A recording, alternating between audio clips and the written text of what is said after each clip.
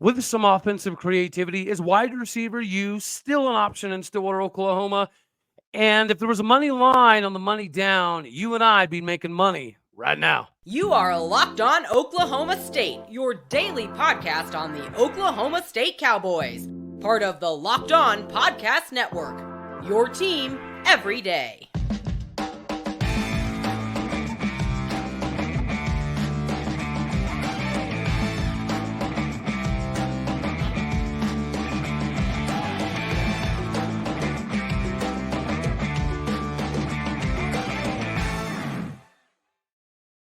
Howdy, y'all, and hello, all. Welcome back to Locked On Oklahoma State, your daily stop for all things Cowboy and Cowgirl related. My name is Cody Stovall. I want to thank you very much for stopping by to make this your first listen here on Locked On Oklahoma State.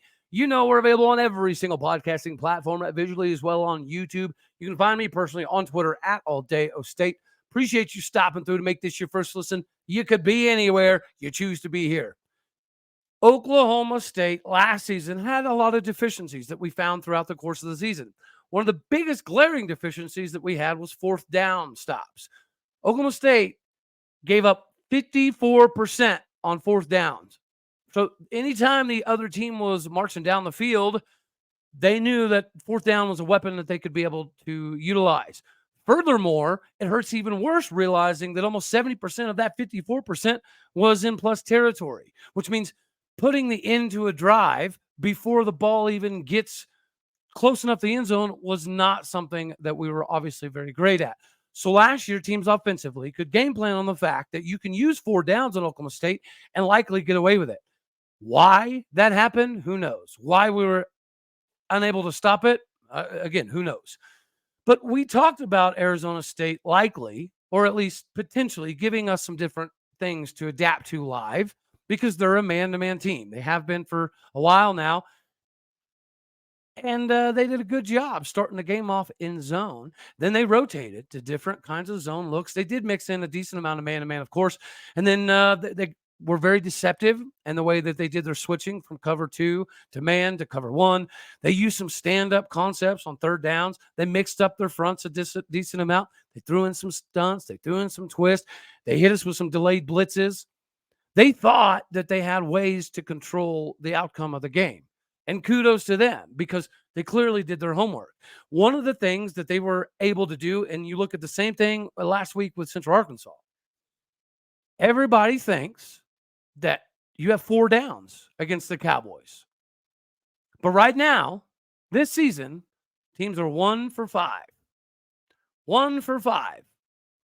Now, this is an area that obviously they thought they would be able to exploit because they did notice a glaring deficiency. And again, kudos to them for making it part of their game plan. Also, kudos for them for changing up their defensive looks. I mean, yeah, we talked about it. It would potentially be coming, but you never know until you're out there. And when you prepare for a man team, obviously it's going to throw your quarterbacks off a little bit. When you have a quarterback with as much seniority and time, at least in the film room and understanding of the game of football as Alan Bowman, you would think that some of this stuff would be a little bit easier to recognize, especially early on in the game. But they thought they could exploit something, and they couldn't. And this is regardless of whether we had 3 down linemen, 4 down linemen, that look of going to that even front, clearly that's where Colin Oliver wants to live. He looked significantly better going from the base package defense, where he looked fairly confused, fairly flat-footed, to this week, seeing a little bit more. And whenever the offense is in, like, a completely obvious passing down, that's where Colin Oliver shines. That's where he thrives. And we saw it again in this game. Now, I don't expect this coming game to be significantly different in both of those categories. But you have to ask the question, is there a little bit more than we're getting from the defense? Well, if you listen to some of the guys, the answer is crazy. It's a resounding yes. Like, we're only seeing the bare minimum of what teams need to see defensively. And we're still getting it done. It's the same concept as rotating the 3 quarterbacks, and it puts you in a pretty good position. If you can get through the Iowa State game, rotating all of these dudes, we have a bye week going into K-State, which means K-State has nothing to prepare for, and they have no idea what we're doing in our week off. So we have extra time to send them stuff that they haven't seen before, and they have no time to adapt to what we may throw out, right? Then they're shooting in the dark. K-State is a good enough team that their guys can do the extra film study and stuff like that in their dorms and at their homes, because there's only a certain amount of time legally that you're allowed to be in the football facilities doing football related stuff. There's a large portion of stuff that you're going to have to do on your own. And let's face it, guys, we're talking about mostly kids that are trying to learn and develop into young men. We make mistakes in college, y'all. We do dumb stuff, all of us to some degree.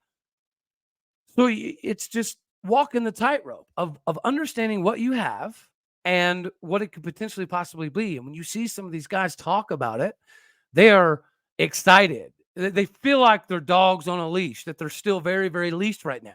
That there will come a day, there will come a game where that leash comes off and they're allowed to just rip and roar at it. And then we're talking defensively. Offensively, right? We don't know yet. But before we jump into some of the offensive stuff, real quick, I thought it'd be pretty fair. I know we're only 2 games in, but we'll do this every couple games and we'll check in. What would you say the defensive MVPs are right now? Well, obviously, Kendal Daniels is leading the team in tackles. Nick Martin is right behind him in tackles. And then we have several players on the defensive line that have a sack, a couple guys with 2 sacks. So there are obviously some candidates here. And when Kendal Daniels is leading the team in tackles, I think that you would obviously go to him being the logical choice here. But I'm going to say, in the famous words of Lee Corso, not so fast, my friend. If I were to lean one way or the other, guys, I think it'd be going in a different direction. I think somebody else that needs to be on this list is Colin Clay. We expected a lot out of Justin Kirkland, and we're getting a decent amount of Justin Kirkland. I don't think anybody expected, from the outside at least, Colin Clay to show up the way that he has. Like, he showed up a man possessed. Obviously, that's a good thing. Obviously, that puts us in a really good position moving forward. But I'm not going to take the cheap route, okay? Everybody knows I love my main man, Lyric Rawls, and he's 3rd on the team in tackles, followed by Colin Oliver. I'm going to get a little cutesy-tootsy here, all right? I'm going to go with Nicholas Martin, only because Nick Martin is doing more than most anybody thought coming into the season. You saw flashes of stuff last year, athleticism, and his ability to just dominate at the line of scrimmage, but you didn't know how it was going to correlate because you saw a lot of Lamont Bishop and him in the red zone style of packaging. It's been a breath of fresh air. It's been a pleasant surprise. I think Justin Wright is still a beast. Justin Wright is still a dude that we're going to need. But if I'm going just players, Nick Martin's got to be my MVP right now. But the reason I said I'm getting a little cutesy-tootsy is I'm going to give the MVP right now to Bryan Nardo. This is a very vanilla base look that we're getting. And you want to see improvements each week. We've seen that. Yeah, I know. It's only 2 weeks in. But last year, it seemed like we were banging our head against the wall half the time when it came to this exact thing, right? This exact thing was a problem last year. And so if we're able to get around things game by game, that means that's a W. So I'm going to give the MVP realistically to Bryan Nardo, but if you got to give it to a player, to me, it's going to be Nick Martin. Nick Martin always seems to, show up. Sometimes he over pursues, but you'd rather have your engine operating too smoothly than not quite smoothly enough. Speaking of engines, we're going to talk about the fun offensive creativity, but real quick, is your engine having any problems? Is your car having any problems? Because we all know you can't really accomplish stuff if you don't have the ability to get there, or at least the faith in your ability to get there. eBay Motors sorts all that out for you. Whenever you're trying to get back in the game and you've got a part or a repair that needs to be done, go to eBay Motors, ladies and gentlemen. I mean, if you don't go to eBay Motors, then you're realistically doing yourself a little bit of a disservice, because you got to find the right part at the right time. You got to make sure that it fits right. And with eBay's guaranteed fit, you're pretty covered there. Don't be burning rubber. Don't be burning cash. whenever you can do this thing the right way. Okay. From superchargers to exhaust kits, whatever it is, eBay Motors is going to likely have you covered with over 122 million parts. They're going to keep your ride rocking and rolling and alive. With all the parts that you need, with all the prices that you want, it's easy to bring home the W. Keep your ride or die alive at ebay.com/motors. eBay's guaranteed fit is only available to U.S. customers. Eligible items apply, exclusions apply. You get the deal. Go right now. Get yourself hooked up with eBay Motors. They've got you covered. All right, y'all. So when it comes to the offensive efficiency stuff, now we've been talking for the last couple days about some of the innovation that you're seeing offensively out of some teams, like your Utahs, right? Your KU. I'm so in love with what KU is able to do offensively. Oregon does a lot of fun stuff. Texas actually does a lot of different manipulations that they're able to exploit, which is partially why Quinn Ewers was able to throw up 367 yards on Alabama. It's not the same Alabama, but it's the same Alabama defense, right? So you got to give credit where credit's due. But you can add some like layers of eye candy, as we like to call it, to create different mismatches on the field, especially on the backside. On the backside, it's going to be based on numerical superiority and optical illusions to some degree as well. Last year, this was one of our biggest kryptonites, along with fourth down. It was infuriating to watch teams do this stuff to us weekly, right? The backside action, and us never adopt it or even adapt. I mean, how could we have not thrown some of that into our own offense? And here's how it's tangible for all of us Oklahoma State fans right here, right now. So the game-sealing touchdown from Garrett Rangel to Brennen Presley was called based off of a play call that was earlier in the game in the first quarter. And they defended it, not terrible, but we were able to catch one of their linebackers dragging in the flats way too slow. And it allowed Elijah to get the ball out of the backfield and turn it up for a pretty big gain. And we kind of went back to the well for that on the last pass that sealed the game. And obviously, we're hoping that they're going to leave that linebacker in the same area again to cover the flat the same way. But this time with pre-snap motion, right? That eye candy, the sexy stuff that gets the defense's brains clicking a little bit extra. All you want is somebody's a couple steps behind. Pre-snap motion sometimes can do that because if you don't have a lot of veterans in the back end, they're not going to be able to check it off and cross it off to their guys correctly.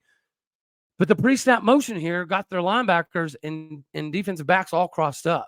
And when both of them followed Blaine Green and the free safety was way too far inside, Garrett Rangel saw that. He saw that as soon as the DB broke with the linebacker, he knew immediately that they weren't going to have anyone backside. So good job on Casey Dunn, even though we've been railing on him a little bit lately, justifiably. But it was a good job on recognition of the play that worked in the first quarter, and a great job by Rangel to see the mistake that the defense have made and the ability to capitalize on it immediately. And that's just a little tidbit, guys. I'm going to give you a little bit of a sneak peek. I told you I didn't think I was going to do quarterback evaluation stuff, but I was wrong. I'm just a film junkie, y'all.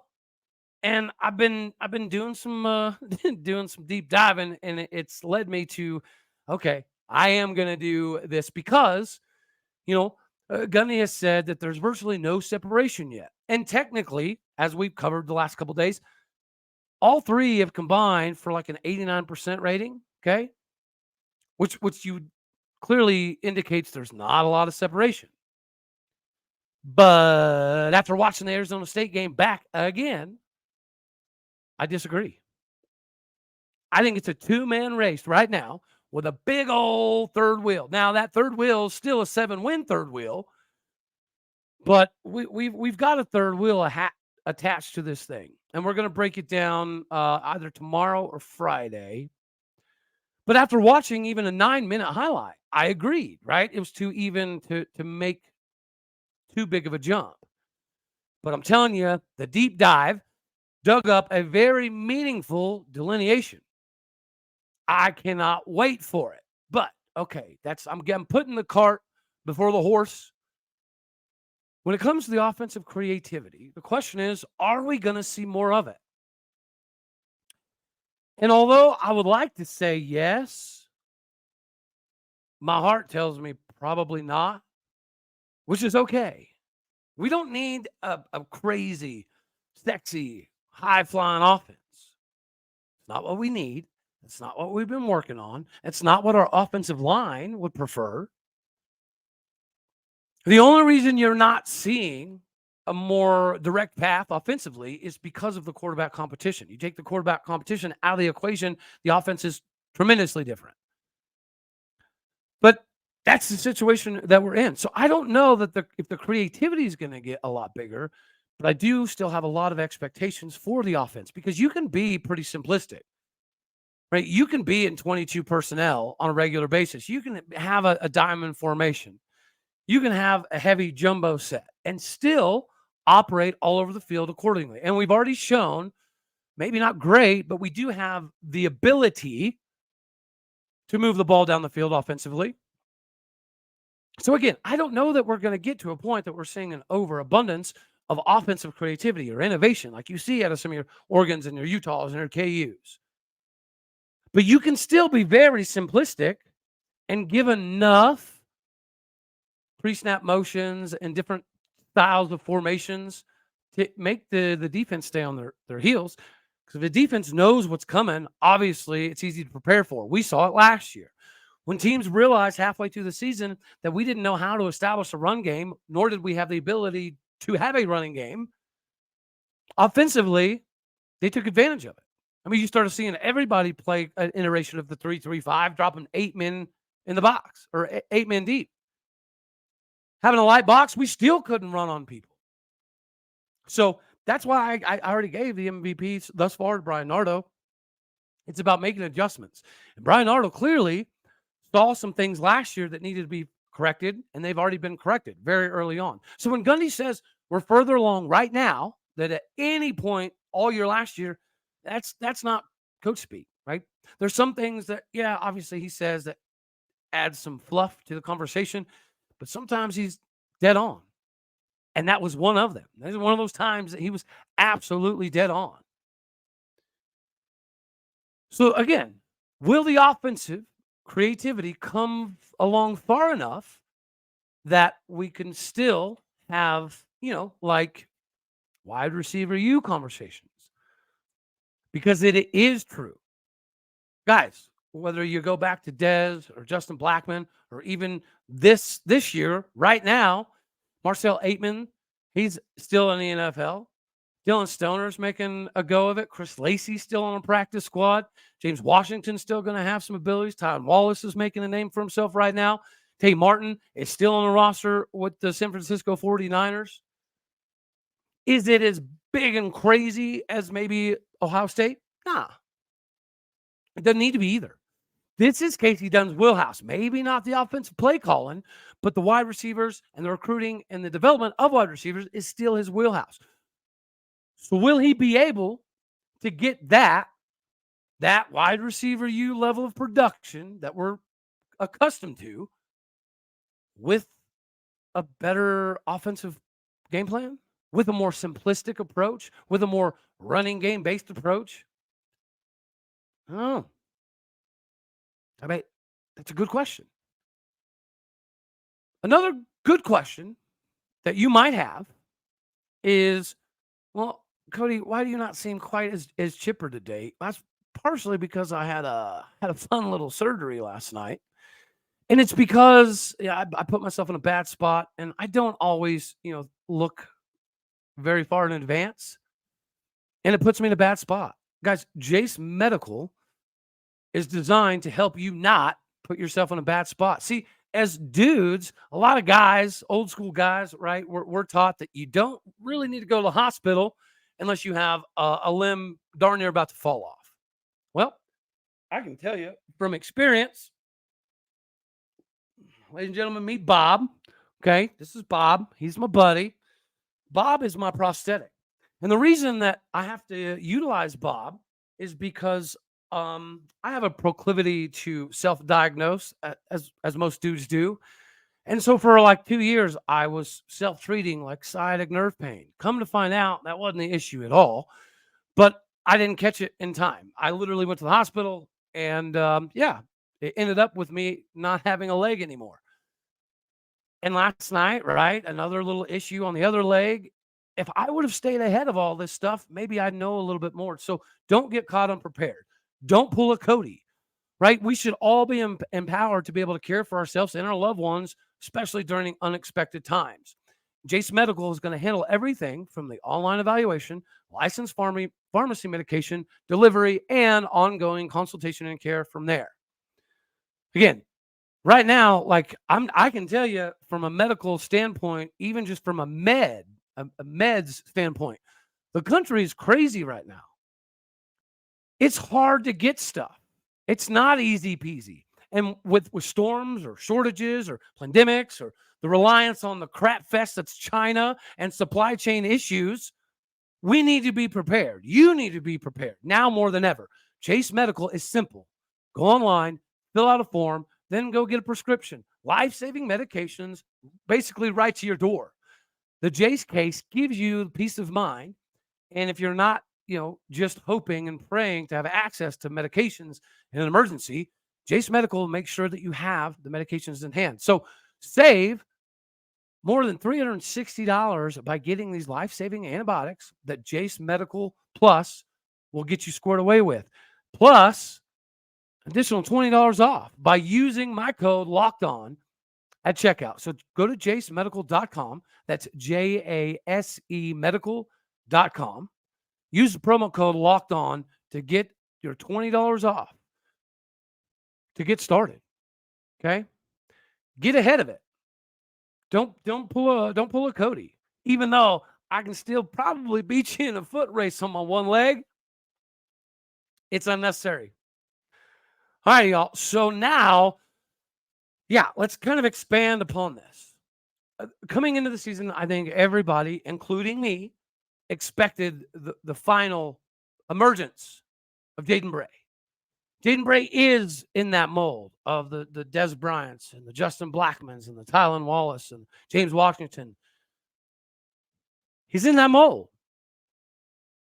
But we haven't seen a whole lot of him. And we have seen him, but thus far, has the offensive MVP not been DeZaun Stribling? You can make a case for Ollie Gordon, absolutely. But guys, DeZaun Stribling has made some pretty acrobatic catches. Brennen Presley maybe doesn't get enough credit in this department. We expect Brennen Presley to be the guy who bails out the quarterbacks because we've been seeing it all summer, all fall, and then 2 games in. Nothing has changed for Brennen Presley. But DeZaun Stribling was kind of an unknown. If you go back and look at the DeZaun Stribling film from when he was at Washington State, it's like, okay, well, he's good, but is he Oklahoma State good? He is proving that he's Oklahoma State good. And all the reports are the way that he handles practice is significantly different than everybody else. You've heard of guys that visualize and attack. Some people have to go through the visualization process before they can implement something on the field. DeZaun Stribling is one of those guys, right? Shaq has made jokes about how he would watch Kobe fake dribble and fake pump and fake fadeaway with no ball for hours. But then he would see him live with the ball in the game, and he would do the exact same things he just spent hours and hours doing on air. That's what DeZaun Stribling brings to the wide receiver room. His approach to the game is different. His approach to not only the routes, but what he's going to do after he gets out of the routes. What's his plan of attack? He has a plan of attack once he catches the ball. On certain routes, he's going to get outside the numbers. In certain coverages, he's going to stay inside the numbers. He views the game of football a little bit different, and you're seeing it on the field. It's one of these scenarios that, goodness gracious, why couldn't we have this guy for years? Now, Leon Johnson is another one of those guys. Leon Johnson is so good that once he finally gets the full body by glass and he has the Megatron level hand strength that he's shooting for, ladies and gentlemen, you're talking about top 3-round pick. So will wide receiver you still be able to carry some weight this season? I think so. Because of my MVP thus far offensively, DeZaun Stribling. We're still waiting on this offensive game plan, running attack, to kind of break out. We haven't seen it yet. And I don't know that we'll see it this week because South Alabama does have a decent defense when it comes to the running game. Now, they struggle covering the pass. So, again, there's going to be exploitable areas in this game as well. But we're just now getting a glimpse of what DeZaun Stribling can do nationally. Is this going to be infectious? Is this something that your Jaden Brays and your Rashad Owens and your Talon Chetrons of the world are going to be able to embrace? Leon Johnson already gets it. Leon Johnson's already physically gifted. He already has the high point capabilities. You just, if we beef him up a little bit, give him a little more hand strength. Like, guys, this is a Marcel Aitman guy all day, every day. The same Marcel Aitman that is still getting an NFL paycheck right now. So, yeah, I think it's there. Yes, I think that the opportunities are going to be a little bit lessened once we get fully immersed into the offense, but they're still going to be there. We're going to need some guys that can, take the ball 80 yards off of a 3-yard slant. We've been missing that a little bit. DeZaun Stribling brings some of that. And he can high point. So is he Tyron Johnson fast? No, but he's a James Washington style of wide receiver. And we're starting to see more and more of that as each game goes on. And I can't wait to see what it looks like when everything is a little bit more simplistic around him as well. All righty, y'all. I think that's all we're going to have for this one right here. Get fired up, get pumped up, share it, comment, like it, that stuff. But make sure you get it out, because the quarterback breakdown that we're doing either tomorrow or Friday, it's going to surprise some people. It'll definitely do that. I promise you that one. All righty, y'all. That's all we got here. You know I love you. As always, God bless. Go Pokes. And thank you very much for tuning in to make this your first listen. I am very blessed and happy that you guys are here. You could be anywhere. You choose to be here. We're going to have to up our numbers a little bit. Not our numbers. Our numbers are doing good. I'm going to have to up my expectations. So the goal is to have 2,000 subscribers by December. That was a rookie number. I'm sorry for pumping out a rookie number. We're going to shatter that. So maybe we'll shoot for like 2,500 by December. Maybe that should be definitely the new goal. All righty, y'all. Anywho, later, taters.